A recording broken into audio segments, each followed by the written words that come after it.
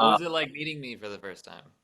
Um, Good question. so gorgeous, like the sun, like beaming in my eyes. I couldn't even open them. The father-in-law on the other side is possessed and walking around naked. Cliff Still's like, well, we're gonna make this work. And I love that about him, that dad element of him. He's a great dad, I think. Aren't you glad Sarah just invited herself over? It Aren't you was so glad she fun. didn't just end with the phone call? She's like, no, I need to be there. We all Yes. need a Sarah in our lives. We all do. need that friend.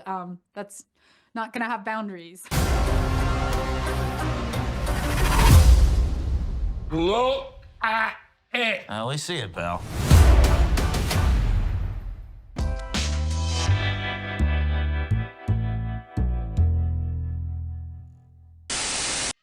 I am very happy to talk to both of you. This completely caught me off guard. I knew I was going to enjoy it, but I was cracking up watching this movie. It is absolutely hilarious. I love horror. I love comedy. There's something to be said about a good romantic comedy, and this kind of embodies all three of those things in so many great ways. And Nik, I wanted to start with you. This character is kind of presented at the beginning as kind of being kind of I don't know, uptight's not the right word, but really kind of cognizant of who his parents are and making a good impression. But you're working with these actors that have such stature in movies and television. Did you feel the same kind of thing? Like, I'm working with these amazing actors, and what was it like working with them? Oh yeah, I mean, my character Rohan is desperate for his parents' approval, and I really wanted to impress Brian and Edie too, and just like do a good job. And so I definitely was like experiencing that at the same time. But they made it so easy. I mean, like the whole cast, like all of these legends are such generous and kind people, and we're just having fun, and they committed to every absurd moment in the script, and that commitment made me feel really comfortable to kind of do my thing. And it was honestly just surreal to bring my own nonsense to it. And Brandon, it's not something that often gets said about a film featuring demonic possession and dogs having horrible things happen to them or anything like that, but this film just feels really authentic. And I think your characters, the two of you, it works so well. Did you feel that way when you were first reading the script and when you first met Nik and everything? I really did. I mean, the circumstance oddly just feels so real emotionally. There's these deep anxieties and deep pressures that both of them are navigating, and to kind of have the jobs of wrangling in these like balloon figures that are the cast around us was such a big task for us. And I'm so sorry. ADHD kicking in. What was it like meeting me for the first time? Good question. So gorgeous, like the sun, like beaming in my eyes. I couldn't even open them. Well, and to the opposite of that, Brandon, talking about all the positivity with Nik, what was it like filming that vomit scene? Because that is just a crazy scene.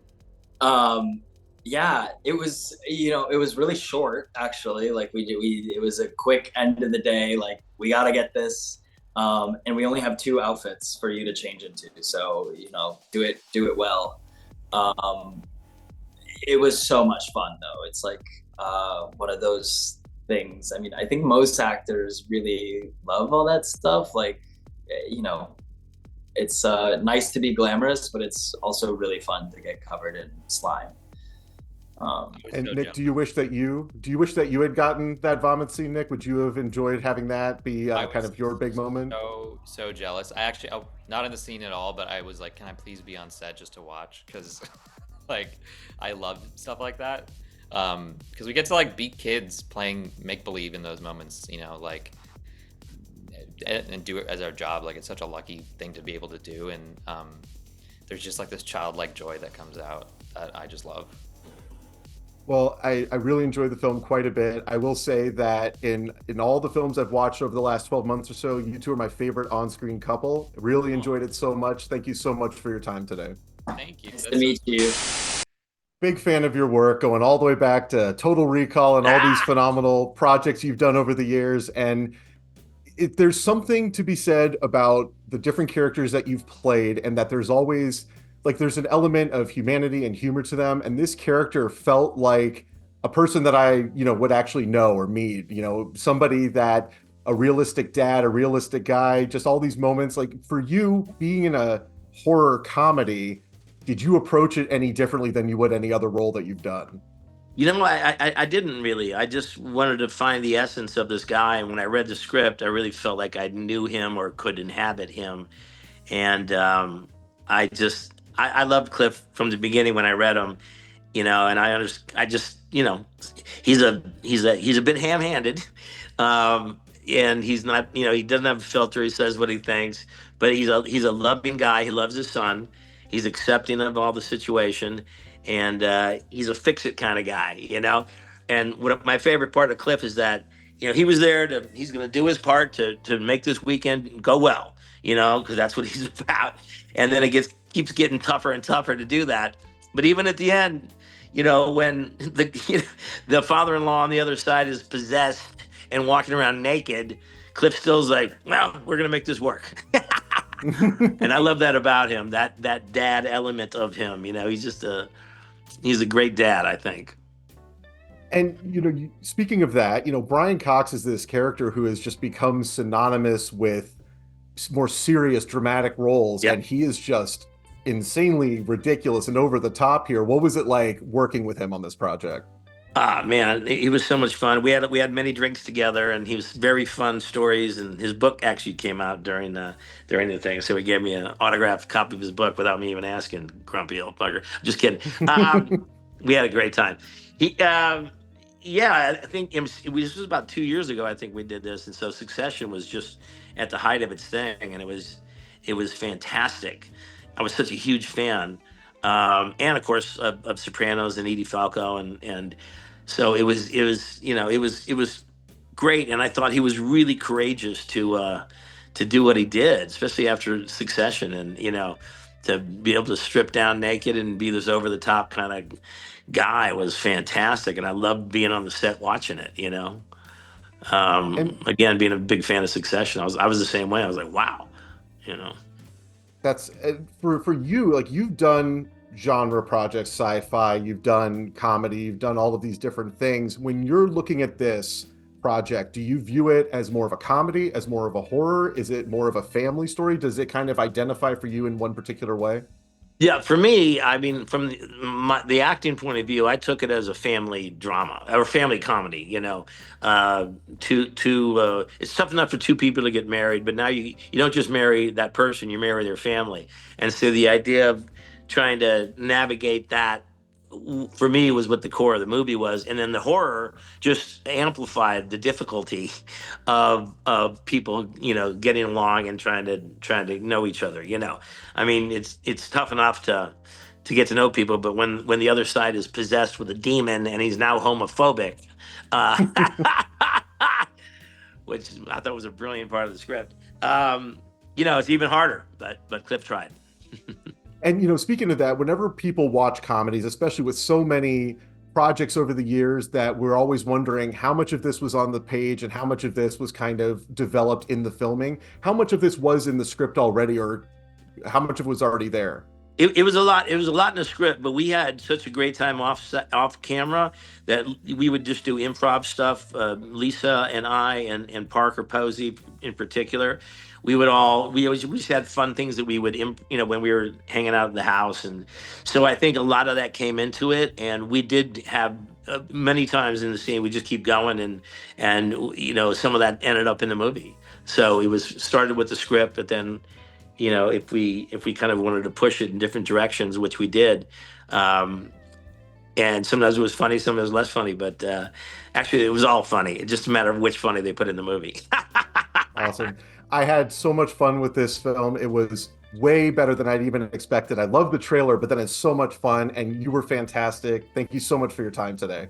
Thank you. I appreciate you very much. Thank you. Very excited to talk to you. You're so good in everything, and you just make it so much more enjoyable to watch a project that you're in. So when I started watching this film, the scene, your first scene on the phone call, I'm like, that better not be the only scene that she's in this movie. I'm going to be very annoyed. And then Sarah shows up and is kind of central to this whole story in a way that it never becomes a cliche. This character can sometimes become that cliche, kooky friend, but that's not how it works here. How did you kind of anchor yourself in playing this character? Oh, Alex, thank you so much. Aren't you glad Sarah just invited herself over? I It Aren't you was so glad she fun. didn't just end with the phone call? She's like, no, I need to be there. We all Yes, need a Sarah in our lives. You know, we we all need do. that friend. That's not going to have boundaries. um, I think I understand so much this idea of like wanting to belong, and friendship is so important to me. And you know, feeling like you're not involved, invited, but then like wanting to be at the table. Just even navigating my career and all of that. Like it's such a human experience to want to be part of the family. Even if it has demons. And the funny thing about this movie is when you look at comedies like this over the years, there's always that typecast character that's always, well, here's the brown character, the Asian character, the gay character, and none of that really comes into play here. This is just a movie with characters. They are who they are. It doesn't have to call that out. They're just able to be authentic. Did that resonate with you? Oh yeah, when I read Sarah, I was like, oh gosh, she's not a model minority. Um, Exactly. like yeah, one of the real reasons one of the reasons I love all the characters in this film, and especially Sarah, is that they're also flawed and they're also human, and they're not PC, and it's like they're just like showing what they like, what they don't like, and it doesn't always mesh. It kind of like gets, but that's what family is. You're stuck in this place where not everyone agrees, and you have to like navigate in this case a 400-year-old demon, or maybe generational trauma, or a bully, like Right. a giant big bully that the collective people have to stand up to. I don't know. It's yeah, I think it's because it's very human, and I can very easily access this feeling slighted because I wasn't invited. And you, in your career, you've worked with so many different people, and this cast is just stacked with some amazing talent. Was there anybody that even you coming on set, you're like, this is crazy that this person is here doing this? I mean, all of them. I grew up watching Lisa Kudrow. I worshipped, Parker Posey, Edie Falco. I mean, my God, we grew up watching these. They're part of our living rooms, and yeah, it was. I think it just made me like really grateful to be in the family with them, and just have a chance to play and know that you're in good hands, like that you can, hit that ball and it's going to come back at you like in just such an authentic way. It was a blast. And yeah, I was just really excited. I think this genre also, like comedy for sure, but like horror genre, you don't always see like great talents like kind of entering. And it was so fun to see like great actors kind of take this kind of horror comedy genre and like really make it so accessible and like like really true and grounded too, as crazy of a ride as it is. And out of everything that happens in this movie, and so much craziness happens, I can't wait for people to see it. Is there one particular moment that maybe stuck out to you from like a filming perspective that you're like, I just have to see this happen, or whether you were in it or just watching it? Every minute of like filming this movie, it was just like, oh my gosh, sometimes I'd show up on set and I wasn't even invited, like it wasn't even my day to shoot, and I want to see this like crazy dance or whatever. Yeah, it was really crazy. I think one of my favorite scenes though is the table, just because we're all there together trying so desperately to connect. Well, But the it's noodles, such a the noodles keep getting the in the noodles. way.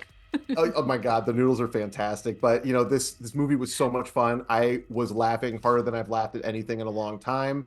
Thank you so much for your time today. Thanks, Alex. Oh no!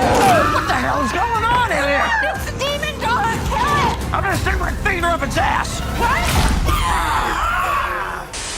I'm very happy to talk to you today. This movie completely caught me off guard. I knew I was going to enjoy it, but I was laughing so hard watching this. And I think it's the horror elements work, the comedy elements work, the romantic kind of family elements work. It all kind of comes together in such a beautiful way. What was it like for you getting involved in this project? How did you grasp which genre elements you were going to focus on and where? Well, the script was sent to me, and as I was reading it, it just reminded me of the movies I loved from the 80s. I'm a child of the 80s, who grew up on Beetlejuice and Poltergeist and Gremlins, and these movies that were just sort of spooky and scary, but also funny and kind of seamlessly wove all those things together, and you don't see them as much anymore. And I instantly wanted to do it because in many ways, those movies are the ones that made me want to be a filmmaker when I was a little kid. This cast is stacked with actors that have done comedy, they've done drama. Was there anybody that when they joined the cast, you were just maybe kind of, I can't believe this person is going to be in this film? All of them, but Brian Cox joined on first. And I told the producers, I was like, they wanted him, and I did too, but I said, he's never going to do it. So when he jumped on, it just kind of gave us this legitimate pedigree. And I think other top shelf actors felt okay jumping on board because Brian was doing it. And also it's a testament to Kent Sublette's script, that it was so unique and fun and character driven. It just gave something for the actors to play. There's real, even though there's the funny stuff and the horror stuff, the characters are very real. What I really liked so much about this movie is if you look back just how much film has changed over the last 30 years, but movies there, you had like The Birdcage and you have Meet the Parents, where there's jokes that kind of pull out who the characters are and separate elements of that. That's not even a factor. We've got mixed families, we've got people that are never address any of it. It's just, this is normal, and it feels just so genuine that all these characters are like that. Was that important for you in conveying the story? It's one of the reasons I love the script, that it wasn't trying to make some greater statement about chosen family or accepting your gay kids. It was just there. It was woven in. But if you really watch the movie, you know, it is about the fact that there are evil forces out there that are trying to keep us fighting and keep us like squabbling with each other. And maybe we need to get over all of that because there's a bigger enemy out there that we need to be banded together in order to fight the real scary thing. And I really love that the only homophobic character in the film is the demonic entity, which really just kind of adds something to it. With all of those horror elements that are in there, was there any particular film outside the ones you mentioned that maybe you said, I know I wanted to replicate this, or I want to pay homage to this? Because obviously the vomit scene is so fantastic in this. Well, actually, there's a scene with a little bit of a possessed dog. I was a big Gremlins fan growing up, and so there's a little homage in there, not directly, but it was like a little killer creature. This is like exercising my Gremlins love. I have no doubt in my mind that there's going to be a couple of things in here that turn into memes, or they're going to turn into animated images that people share. I think the fact that you got Brian Cox to have that last key line, that he delivers it so beautifully, it's so funny. For that sequence, is that something like, did he need any direction for that, or did that just come out like that? Very little. He knew the assignment there, and so he just delivered it as if he was doing King Lear. That's awesome. This movie was just a pleasure to watch. So much fun. I really enjoyed it. Thank you so much for your time today. Thank you. Appreciate it. Thank you for clicking on our video, everybody. If you like what you saw here, please make sure you like the video and subscribe and share with your friends who like this sort of content. JoBlo remains an independent company, and we appreciate all of your support.